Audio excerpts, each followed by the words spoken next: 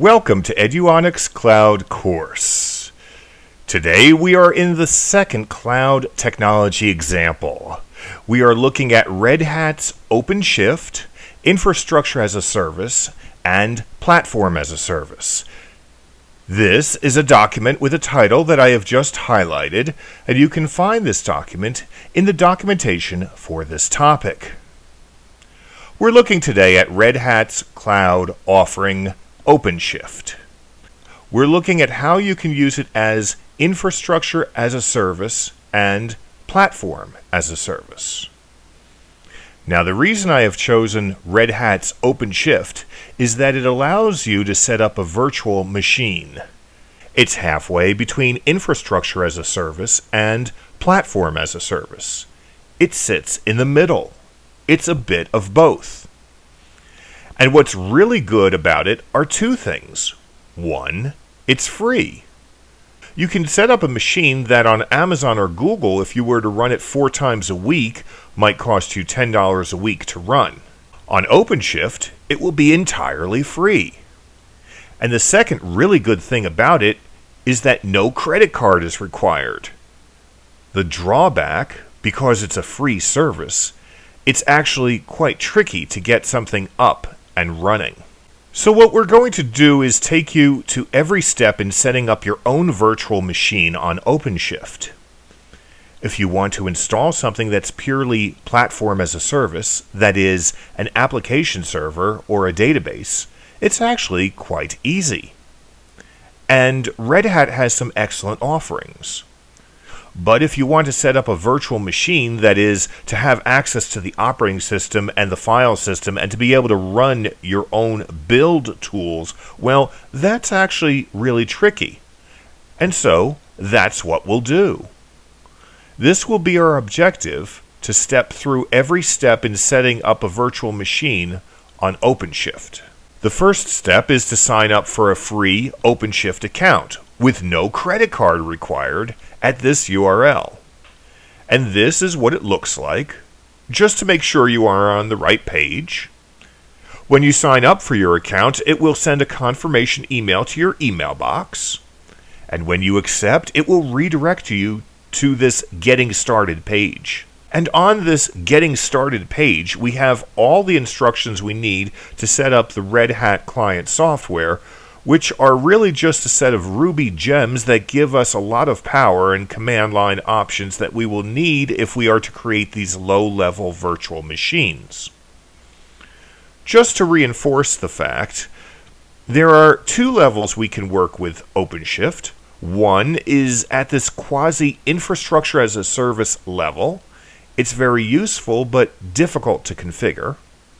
And 2, as a platform as a service level, which is far easier, but you are restricted in the choices. What we are going to do is use OpenShift to create a base box which gives us a Linux operating system with full access to the file system, and we can use our own build tools to create our applications. Now we can make 3 of these virtual machines, all for free without a credit card, so it requires an extra bit of work. And the first step is to install these command line tools. The first step in getting the command line tools, Red Hat Client, up and running on Windows is to install the best version of Ruby. So we go to this download link that I've just highlighted, and we download the version of Ruby 1.9.3.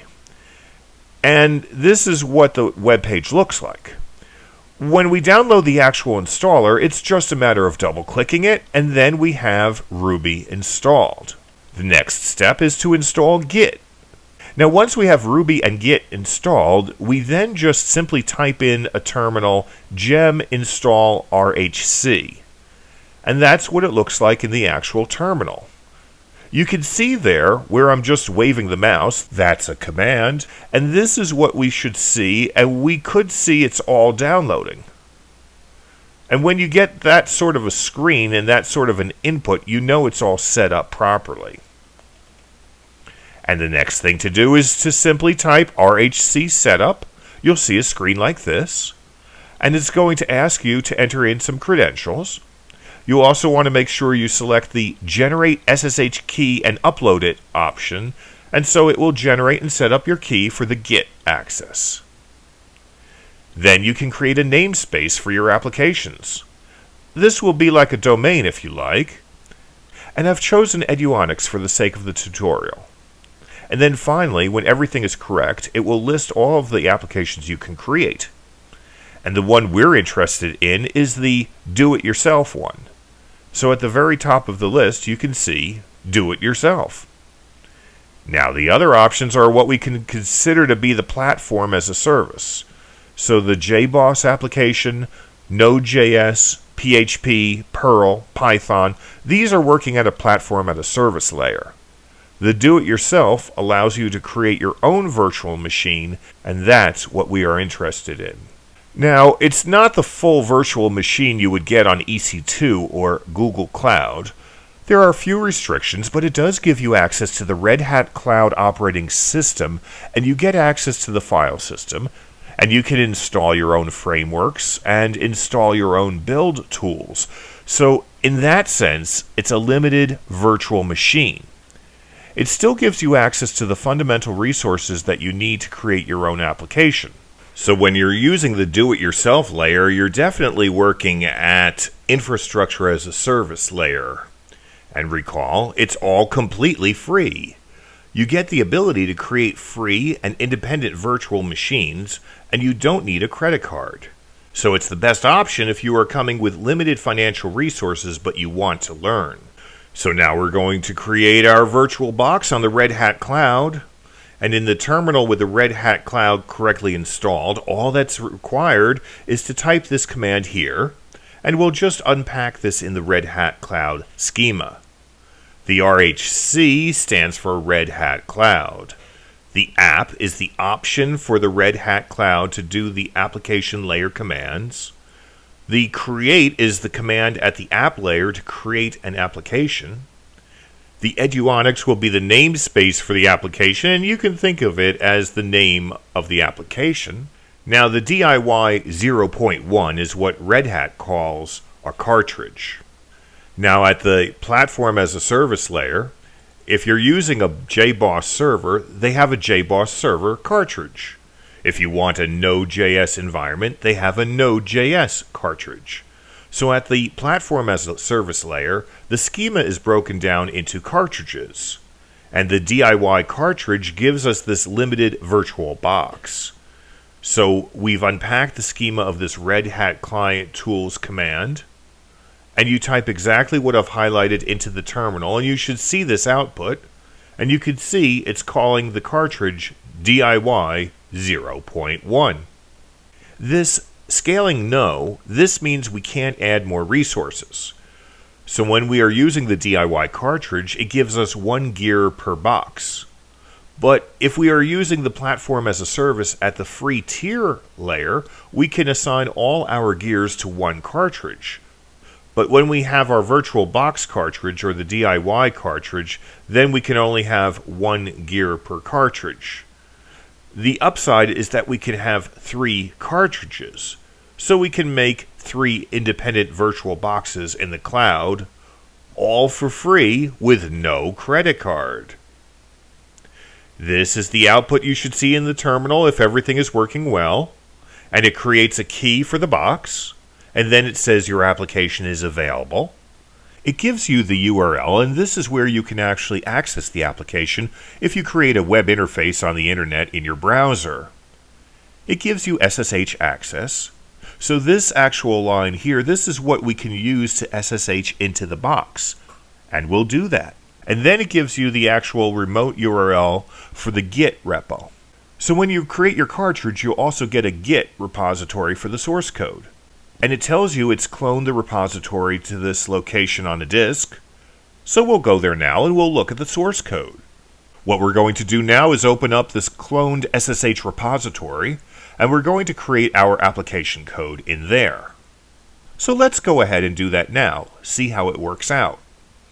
Firstly, we go to the repository in our file system. The Red Hat Cloud Tools points us to where that is on our file system.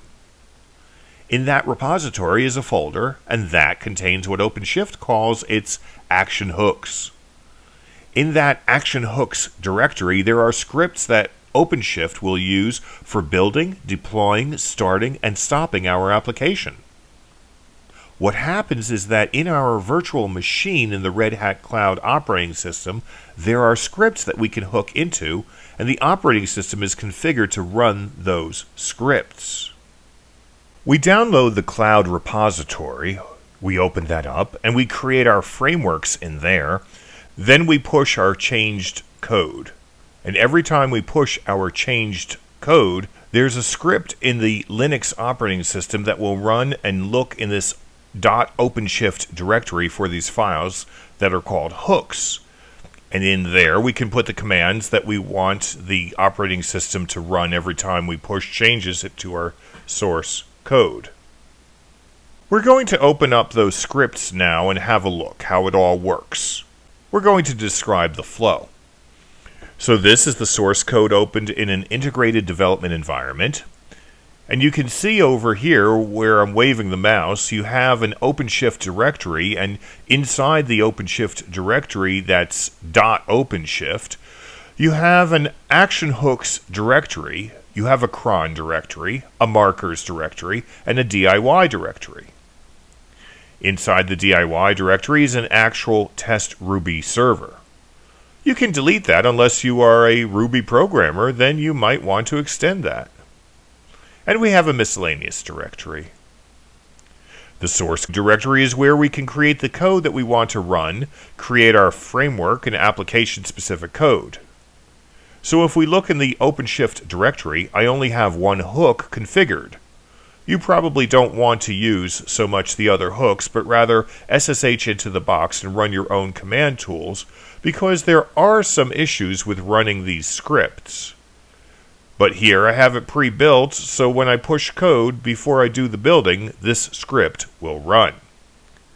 So I run this pre-built, which really just configures a setting for the command line tool I'm going to use. So I'm going to use the build tool called Maven. And I'll need to actually configure Maven with some special parameters because as it stands out of the box, Maven will not run on a virtual machine. So I need to do a few extra little things to get Maven to run.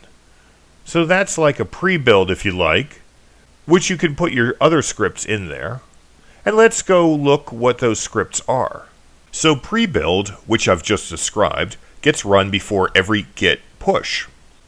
So you change the code, push the code, and the pre-build will run automatically. And build will run after that. And in build, you can call your build tools and build your code. Start will actually start your application. Now there are more.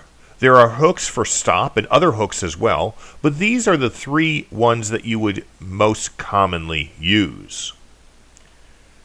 Now, there's a workflow that we can define. First, we need to add the framework of your choice to your repository. And we're going to add Java 8 and modify the action hooks, which I've just described. And then we commit and push those changes. And each time we commit and push a change, then these action hooks will be configured. So let's look at how that works now. And we'll start off with the environment variables.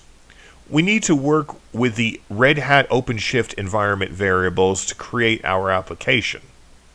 Our own custom build application that will run in the Red Hat Cloud. And the easiest way to understand and work with these environment variables is to SSH in and run the Linux command printenv. So we'll go through all of that now. Here I am in the OpenShift online command console, and this is easy to find.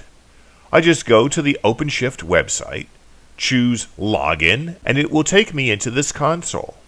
And inside my console, I can see the applications that I have created.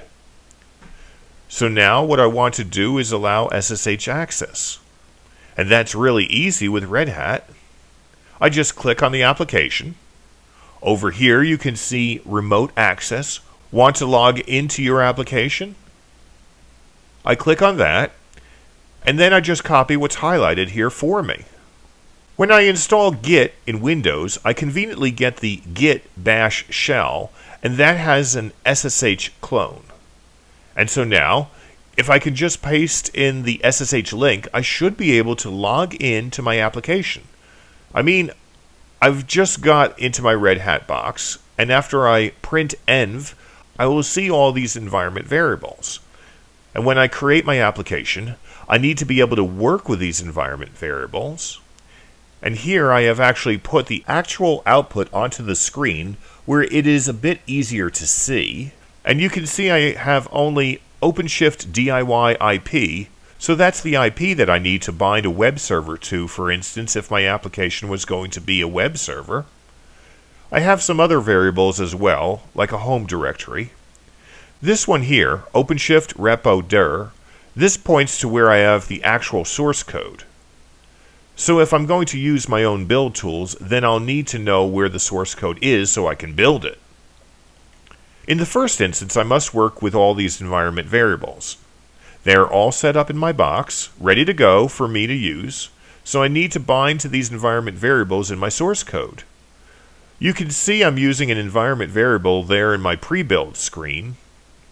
This is a persistent directory, so I need to redirect Maven to use the data directory to download the dependencies. So this is an example of how I need to use those environment variables for our application. So I'm using the Maven build tool. So here I have a typical Maven build tool for my source code. And then I have my actual source code itself. And so we won't go too much into those details with the source code. Suffice to say, we're going to create a simple little server. So I create a server. So here I am using the Java system get environment variable to pull in the actual environment variable for the port. So this is the port my server needs to bind to. And this is actually my little HTTP server created in Java. When the server gets up and running, maybe we'll print out a little message to the browser which is greeting from Eduonix Red Hat OpenShift IaaS demo. This source code is in the documentation. All the instructions on how to set up and run this source code are in README. So, for instance, when we want to install Java 8, I will just copy the shell command from the README into the shell. So everything you need to get up and running with the source code is here. What I'll do is I'll just demonstrate how you would build and run the code. And we'll run the server, and we'll look at the output to check that everything is good. In the README for the source code, after I create the application, I copy this source code into the cloned repository from OpenShift, and then I push this code. Follow this flow here to get the application to build and run this command in the terminal. Then I SSH in my cloud, which I have done here. So then I do these commands using the environment variables to navigate around in the box. I've now issued this command and I changed into the repository directory. So then I need to rebuild my Maven build tool. That command, so now it's building. So you can see it's running the build. The result, that the build was a success. So this is a command to actually run the application. So I need to copy this command into the terminal. So I issue this command and it will actually run the main class, which is my little web server. And I need to check that it's actually working. So what I can do is I open another terminal and I issue this command in a second terminal. It's reporting that my little server is up and running. It's listening on this IP and this port. So now I've opened a second SSH terminal. Now I'm going to issue this curl command to hit the URL that this server binds to check that the server is actually binding. And you can see that's actually worked. So now what I can do is check in the browser that I'm actually getting some output in a browser. If you recall, that can be found in the output. So if we can just simply go to this URL, and I hit the actual server in the browser, and it's printing out the message that I expect. This is the actual message that the simple server prints to the screen. So there, we've gone through every step of setting up a little virtual box to create an application. So we've installed Java 8 as a framework. We've added a simple Java server with the Maven build tool. We've shown how you can use the Red Hat OpenShift Cloud as an infrastructure as a service layer provider. We'll move on now and look at the similar offering from Google Cloud Compute.